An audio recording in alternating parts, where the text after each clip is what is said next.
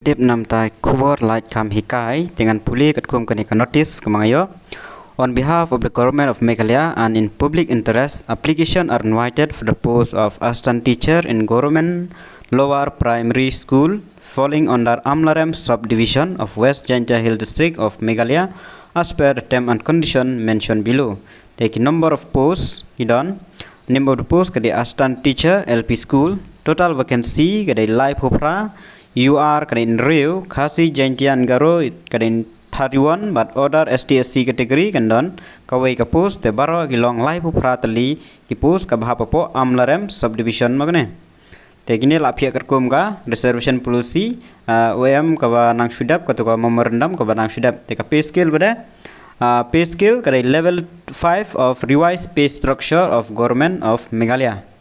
Part 3 qualification given long essential qualification for lower primary school teacher given that class 12 pass with 50% for general namtaki general candidate given long class 12 pass with 50% and 45% namtaki ST SC candidate with DLED or graduate with BEd as per NCDE notification date 23/8/2010 serial number 1. Number 2 MTET pass certificate compulsory. Given that you LP MTET pass certificate belong compulsory.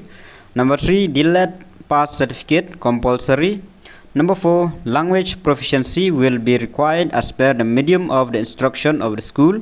Katkum ka instruction ka medium instruction ka school kanon kam ka language.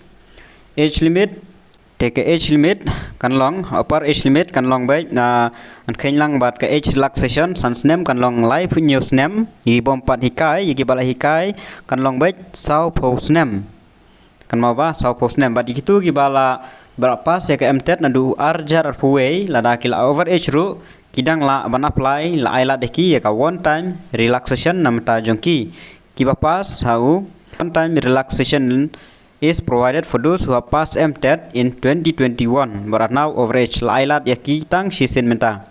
Number 6 basic computer literacy will be an added preference. Part 4 application should reach to the office of the SDSEO AMLAREM on or before 31st August 2023 kan mau kan ne ka devik offline phiaban submit offline phiaban penpoi yaki application gi jong phi ha office jonga SDSEO AMLAREM hal aneshwa ka live hui tarik August arjar fly fulfilling all the basic criteria as specified above.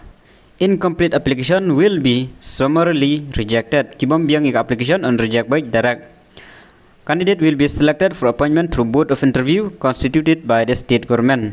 Okay, tang kitu hi te kitu ki bokwa ban apply kan mau ka last date kan dai live hui tarik August arjar fly te la baro kila ban apply ki bakwa ban apply ka post ka total number post ka don live pratali te katkum kan qualification bil ai la da phibiang phila ban apply kan mau kan dei offline don online te phia ban lei submit hi hapo SDSEO office SDSEO AMLAREM subdivision tangi ne jim dip khule juan.